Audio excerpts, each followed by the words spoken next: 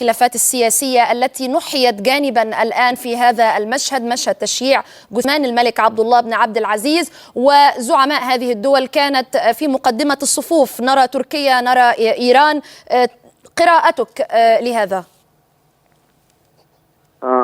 يعني أنا أولا أود أن أعزي خادم الحرمين الشريفين الملك سلمان بن عبد العزيز. نعم. في هذه المناسبة، وأود أن أقول إنه يعني خادم الحرمين الشريفين يرحمه الله الملك عبد الله بن عبد العزيز رجل طيب القلب.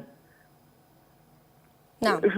رجل يحب الناس، رجل يحترم الناس مهما تكون هناك يعني من مشاكل أو مضايقات بينه وبين أي إنسان آخر، والله ما يشيل ضغين الأحد، لا يزعل على أحد. رجل يعني إيش أقول لك، صعب أني أنا أصف لك خادم الحرمين الشريفين. نحن في أحد المرات كنا في زيارة عنده، وكان يسأل أحد الشباب من الكشاف اللي كانوا يزوروا المملكة، بيقول لهم كيف وجدتوا المملكة؟ أحد الشباب قال له أنا قبل ما أجي عندكم هنا أمي قالت لي أنت رايح عند السعوديين، دول قتلة، دول إرهابيين، دول أنا يعني المترجم كان يترجم لخادم الحرمين الشريفين، فكنت يعني قلبي انقبض بحق. ومع هذا ضحك وابتسم، قال له طيب ولما جيت كيف وجدت المملكة؟ قال له بالعكس، أنا اتصلت على أمي وقلت لها تعالي شوفي اللي تقولي السعوديين دول فيهم، دول ناس طيبين دول. فضحك الملك قال له أنا أتمنى أنكم أنتم تكونوا سفراء للمملكة وتقولوا كيف شفتوا مملكتنا. يعني لو إنسان آخر كان ممكن يزعل، ممكن يغضب، ممكن، بالعكس هذا تقبلها بصدر رحب وبابتسامة جميلة. رجل رحمه الله كان على سجيته، رجل يعني يحترم الناس، يحب الناس، يحترم أهل العلم ويحترم العلماء والمسلمين. كان دائما في كل جلساته، في كل يوصي الوزراء ويوصي المسؤولين بأن يهتموا بالشعب وأن يهتموا بالإسلام. أنا الحقيقة اليوم كتبت تغريدة قلت يعني فيها إنه خادم الحرمين الشريفين الملك عبد الله رحمه الله رجل خدم الإسلام وخدم المسلمين خدمة كبيرة وخدمة عظيمة.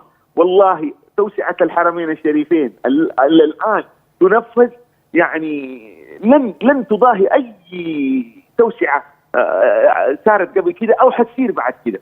يعني الساحات وسعة الحرم تضاعفت عشرات المرات، وكل ما يقوم ويقعد يقول أنا همي يكونوا المسلمين مرتاحين، أنا أبغى المسلم مرتاح، أنا أبغى الحاجي يكون مرتاح، أنا أبغى المعتمر يكون مرتاح، أنا ما أبغى ولا شيء. يعني رجل رحمه الله.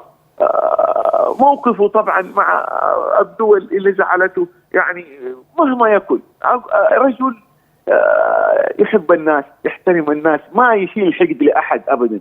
والله أنا يعني عن قرب وعن معرفة أقول لك إنه خادم الحرمين الشريفين الملك عبد الله رحمه الله عمره ما يحقد على إنسان مهما يكون، حتى يزعل بسرعة ويرضى بسرعة، وهذه الطيبة قلبه وضافة الله.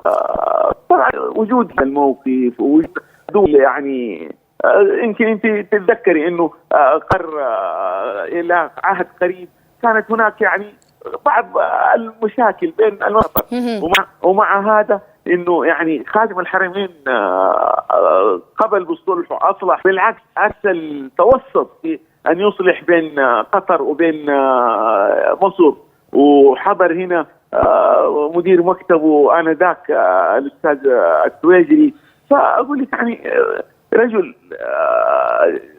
خذيها قاعدة، ما دام أنا عمره الإنسان الثاني ذاك ما حيزعل مني وما حيتضايق مني. فهو الرجل علشان يحب الناس كلها، أنا أتوقع إنه سواء كانت إيران أو قطر أو الكل ما تزعل من خادم الحرمين الشريفين، الله يرحمه. رحمه الله. دكتور زهير، يعني من الحديث يبدو أنك كنت يعني على مقربة من الملك في أكثر من موقف.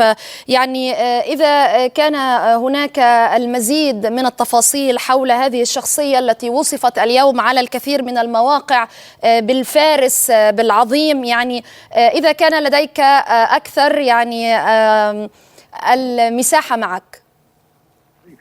في أحد الأيام يعني كنا في زيارته رحمه الله، فأحد الأخوان يتكلم فبيقول له ملك الإنسانية، قال لا تقولوا ملك الإنسانية أرجوكم، أنا ما أبغى الاسم هذا.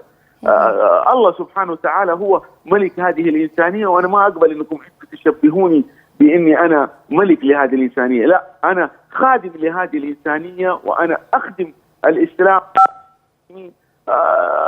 خادم الحرمين الشريفين أطال الله في عمره رحمه الله، في أحد المرات يعني كان يتكلم مع معالي الدكتور عبد الله عمر نصيب اللي هو يصير رئيس المجلس الأمين العام للمجلس العالمي للدعوة والإغاثة، فكان يعني دائما يقول له والله إني أنا شايل هم المسلمين، شايل هم الإسلام. مركز الحوار إلا